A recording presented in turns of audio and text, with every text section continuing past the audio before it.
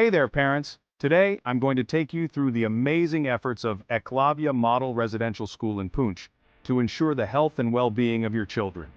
Every year, the school holds an annual medical checkup, and this year, it took place on the 27th of July, 2024. This initiative is spearheaded by the diligent principal, Mr. Vicky Sharma, who prioritizes student health and well-being above all.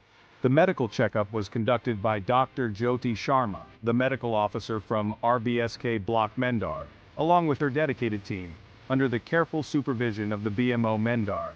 They screened all the children thoroughly. Now here's the great part.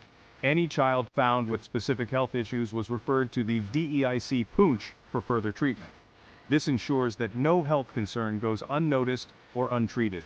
The checkup included HB monitoring, and a comprehensive health assessment to identify anemic, stunted growth, and malnourished children. But it doesn't stop there. The team also provided valuable guidance to students on maintaining a balanced diet and crucial menstrual hygiene awareness.